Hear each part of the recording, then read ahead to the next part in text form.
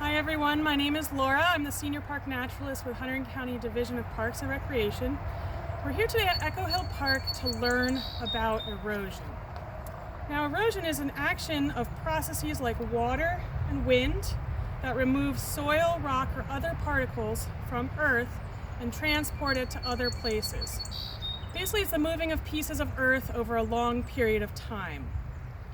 The easiest example of erosion that we can see here at Echo Hill is right here in the Prescott Brook.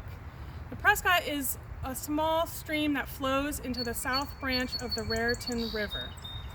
Can you see how the level of the water here in the back is several feet higher than the level, the level of the land is several feet higher than the level of the water. Hundreds, maybe even thousands of years ago, the stream would have been at the same level as the land. The stream itself would have been higher. But as the water flows along, the force of it running downstream pulls little bits of soil and little rocks out of the riverbed. These rocks then flow with the water and they're deposited further downstream, maybe somewhere where the stream turns or where it's flowing more slowly. So over many years, the stream cuts lower and lower into the land that it sits on.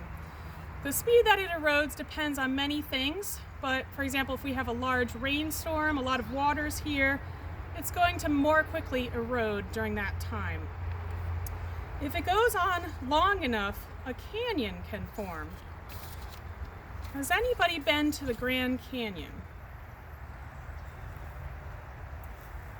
So the Grand Canyon is in Arizona, but it's a large hole in the earth. It's about a mile deep, but at the bottom of the canyon is the Colorado River.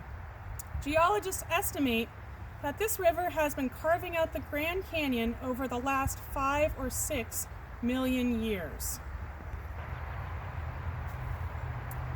Wind is another factor that can cause erosion. Wind that continuously hits an exposed area can slowly carve away rock and soil. This is not much of a factor here in New Jersey where we live, as we have a lot of trees around us that protect most of the rock and soil from exposure to wind. Wind would be a bigger factor in dry, open areas like deserts. Erosion is a natural process that we're not going to try to stop here in the Prescott.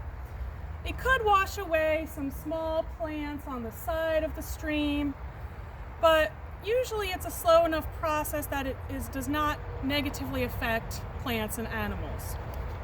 However, sometimes erosion might affect a hiking trail near a stream. In some spots in our parks, we have planted small trees along the edge of the stream. As these trees grow, their roots will help hold the soil together and keep it from eroding too quickly.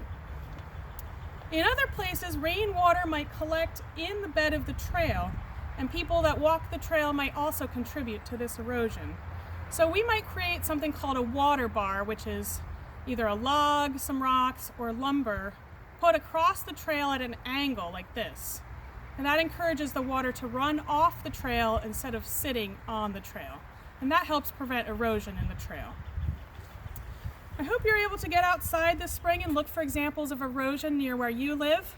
A good time is after a rainstorm. You can go out into even a hilly spot in your own yard or along your street and see some examples of erosion.